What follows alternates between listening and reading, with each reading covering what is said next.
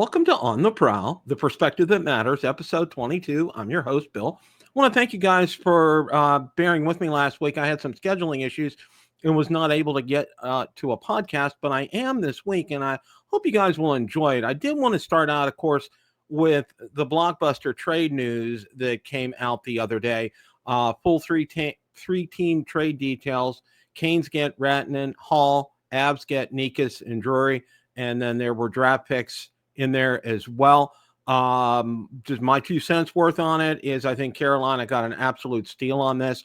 I think they made out well. The Avs did good, but I really think the Canes have really bolstered their chances. We'll see how that goes. I'm just kind of putting that out there and putting that into perspective. Another piece of news, I have a new license plate. Take a look at it. Florida Panthers 16C. So hope you guys enjoy that. I certainly am. I was thrilled to get it and very excited about it and represent my favorite player from my favorite team. So what I thought I'd like to do today would be to kind of go over some things. I know, a lot of people have just been very concerned about how the Panthers have been doing lately. And I wanted to address that from 3 types of standpoints here. And the standpoints I wanted to look at it all depends on your perspective. And I want to look at it from a coach's perspective and a coach's standpoint, from a podcaster like myself standpoint, and also from a fan standpoint. Now, first of all, I want to go ahead and look at it. Paul had this quote up here, and I really like this, and I wanted to get this out here for everybody. There's been a couple of periods I haven't liked since Christmas, and that's about it. Murray said, we played hard, battled hard, but we're going to have a whole bunch of these, but we're going to have a whole bunch of these the rest of the year. So we've got to get used to it, scratch and claw for points. Now, one of the other things that I saw, and I believe it was George Richardson with Florida Hockey Now, had a post game with Paul. And one of the things that Paul talked about during that post game was that this season is not like last season. And I know there are many podcasters out there. There are a lot of fans out there that are trying to compare apples to apples, last season to this season. And you just really kind of can't do it. Although there are some similarities in terms of some of the statistics and where they stand statistically speaking, they're a completely different team than last year. Okay. And it's very obvious in the way they are playing this year and the way they were playing last year. I mean, a lot of people are saying, we should have signed Montour. Well, Montour got stupid money. I mean, good for him. I'm glad he got his payday, but there's no way that the Panthers could have afforded him. None whatsoever. That wasn't going to happen. And, and also OEL, we should have kept him as well. And, you just hear a lot of that discussion, and then our backup goalie as well, too. But I think we're in a very good position here. And one of the things I wanted to remind everybody is this, all right? Paul has been doing this for 27 years. This isn't something that he has been doing for 2 or 3 or 4 years. He's coming at it from a coach's perspective. He is fine with where things are right now. So I think that's kind of how I think we should look at it. If Paul's fine with it, we should be fine with it. If he's worried, we should be worried at this point in time. So all in all, I'm not very concerned, but I'm going to get to it from a podcaster's perspective here. And how I'm looking at it is there's a fine line between playing well and peaking at the right time, like late March, early April. And that's true. There's really a fine line. When does a coach say, like Paul, push that button to say, okay, we're going to light the afterburners under you guys, and you guys need to start, playing playoff caliber hockey. Now, there's a lot of term, there's something to be said what that actually means. But I think my big thing is in the second quote that I put here. In my book, you still need to play well and be consistent. Now, that doesn't mean you're going to win every game. Obviously, you're not. And I'll go for an example, looking at the game against the Kings. I thought the first 2 periods, I thought they played well. The third period, they did not play well. But, overall on this road trip, they're, as of the time of this broadcast, they're going to be playing the Vegas Golden Knights tonight at 8:00. It's the time of they're 2-1 on this trip. Of course, they beat 2 of the when if you want to call them doormats of the league, Anaheim and San Jose. And San Jose, they absolutely crushed them. But, the, what I'm looking for me, from my perspective, is some consistency. And I think that's something that really needs to be, they really need to have some consistency with their play. And not only, offensively, defensively, and goaltending wise.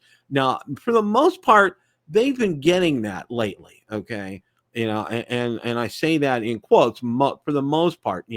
There's some times that the wheels will fall off, and they just completely, they forget how to forecheck. They take all these perimeter shots that are going to be easy saves for the opposing goalie, and they're just not playing aggressively. And then, like last night against San Jose, I mean, they gave up a couple of quick goals. I mean, they scored first, but then they gave up a couple of quick goals. But then after that, it was lights out. They got aggressive on the forecheck.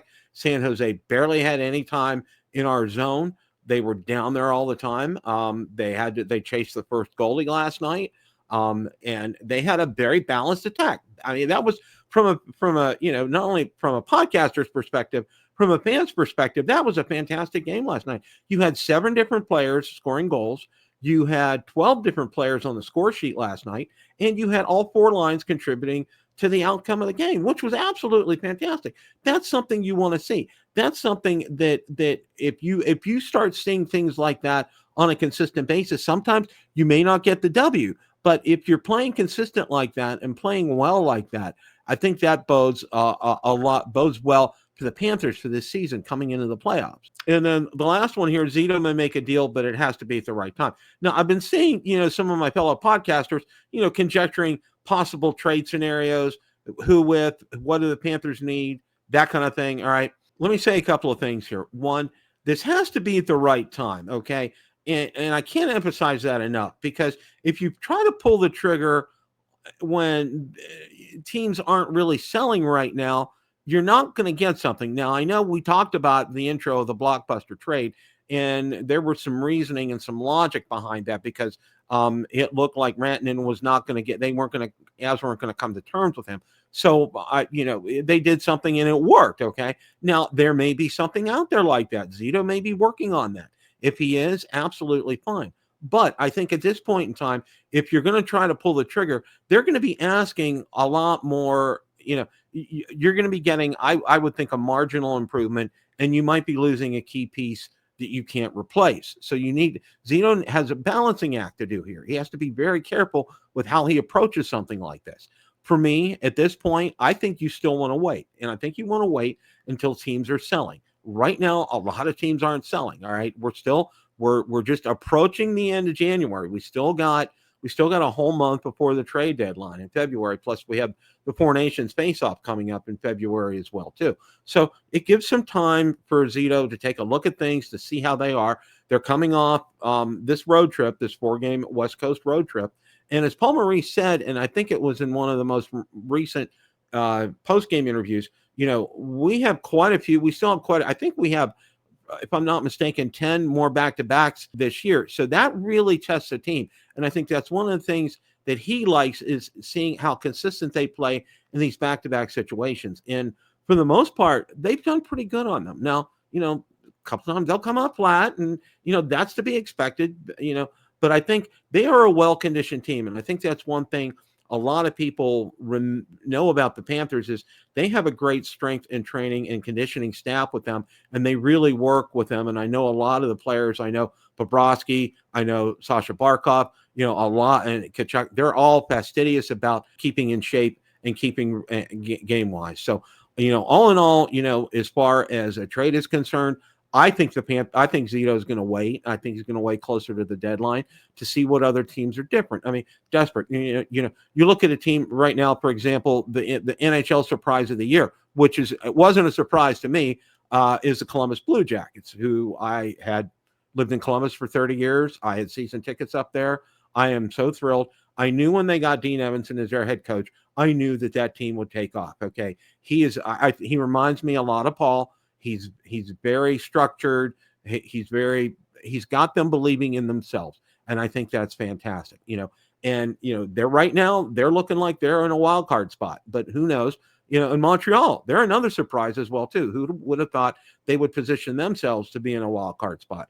So, time is going to tell, where these teams are. You may see Montreal selling, you may see the Blue Jackets selling when it gets closer to that March trade deadline. So, and I think Zito's a very patient man, and if we need to make a trade, and a lot of people think that we do, and a lot of people think, we need an offensive minded defenseman.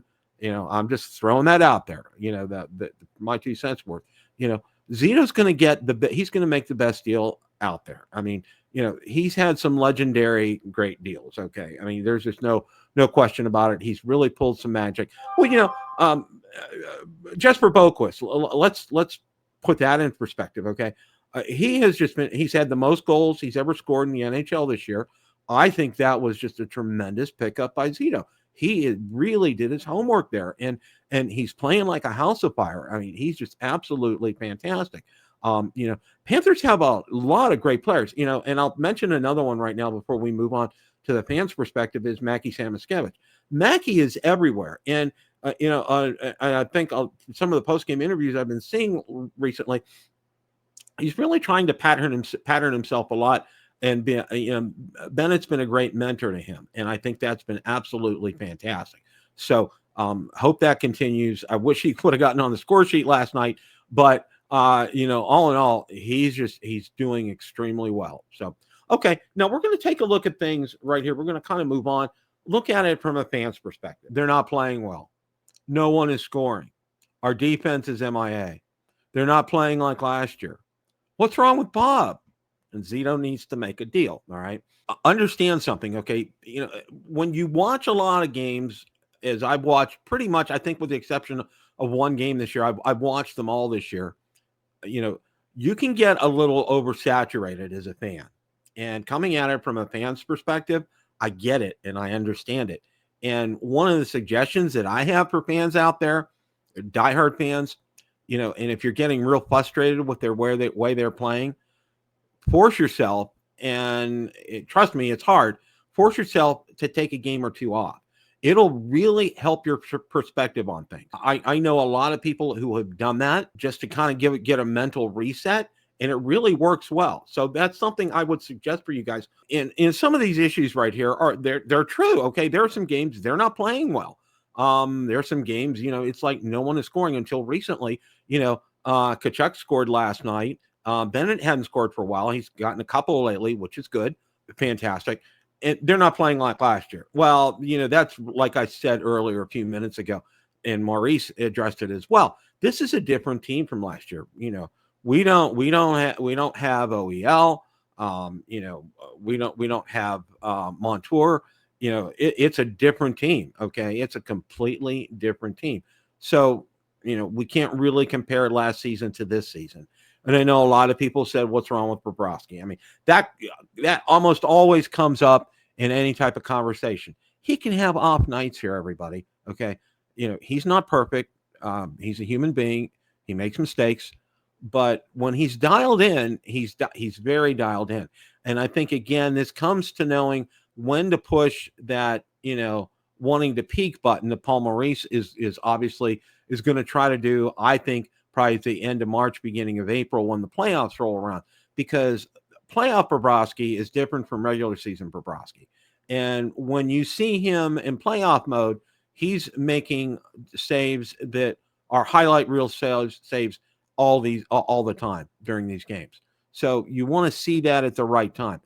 He's going to make some mistakes during the regular season. Playoffs, he still might, but for the most part, when he's dialed in the playoffs, he's going to be seeing things really well. All right. And on a side note as well, Spencer Knight is really rising up right now.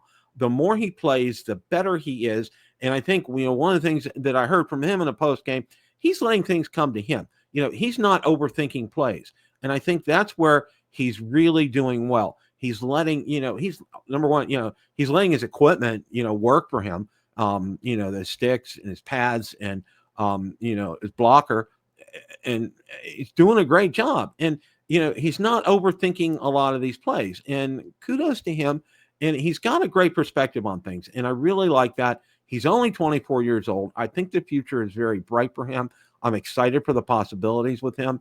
Early on in the season, people are like, oh, Knights in goal. But now it's like, oh, okay, yeah, and like more than likely tonight against Vegas, he'll probably be in the net, and it's going to be a real test for him because you're going to get up against Stone and Eichel and company, and it's not going to be easy. But we'll see how he does tonight. So that's another thing as well too. And then one of the things, our defense is MIA, and a lot of people are talking about Aaron Ekblad. Well, thankfully, Aaron Ekblad came back last night and he scored a goal, and it was great to see him from an upper body injury. He played very well last night. He got a lot of minutes in. He was looking very, very sharp last night, and kudos to him. I'm glad he's back. You miss him. Yeah, you miss him for his leadership. And yes, he has changed his game. He's not as offensive minded as he used to be. He's more defensive minded, but that still doesn't mean he doesn't come in and pinch on a play. And I think a lot of that has to do with the fact, of course, obviously because of his age and injuries, he's lost some of that foot speed. So you kind of have to kind of balance things out as far as that's concerned. So, but from a fan's perspective, it can be really frustrating. So, and I get it, and I understand that. When if I can put my fan hat on here, like I've said here, you get it and you understand. Paul put it really well, and he said this at the beginning of the season. And it's one of my favorite things that he said is the season is a marathon and not a sprint. Meaning, you're in it for the long run. You're going to have games you're not going to play well. You're going to have games you are going to play well. You're going to have games that you're going to play well and still lose. And I think that's one of the things I think Paul really likes, those kind of games when you play well and still lose. He gets a lot of positives out of this, and he passes that on to them. And then the other thing that I didn't put on here is, the culture of the locker room. And they have probably one of the best locker rooms in the NHL from all accounts.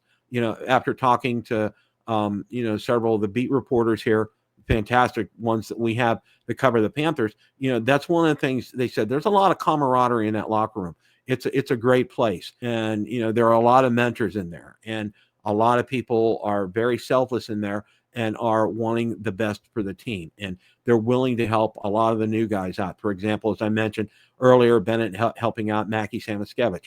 And I'm really high on Mackie. I really like him a lot. I think he has a very bright future ahead for the Panthers. So, all in all, my conclusion is this: trust in Maurice. Okay. He's been an NHL head coach for 27 years. And I put this up earlier, a couple of weeks ago. If he's not worried, I'm not worried. And you know what? He's not worried. Okay. He said that with that first quote that I put up there. He said, he's only really seen one or two bad periods since Christmas. And that also, he said, be prepared. And this is something else I think that fans need to be aware of, is to be prepared that, we're going to have a lot of these tight 2-1, 3-2 kind of games 4-3 kind of games coming up. Okay. They're going to be what I would call fairly low scoring, tight defensive contests that they need to be prepared for. And I think that's what Paul is trying to tell everybody, with this. All right.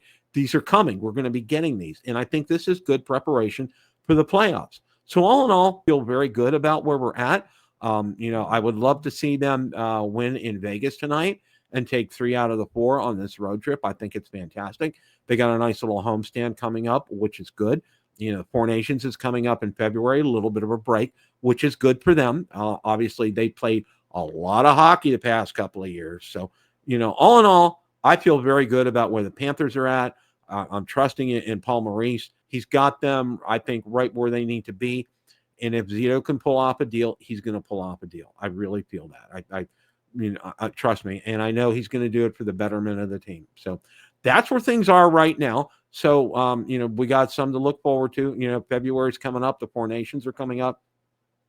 Got a lot to look forward to. As always, guys, it's a great day for Florida Panthers hockey. Time to hunt.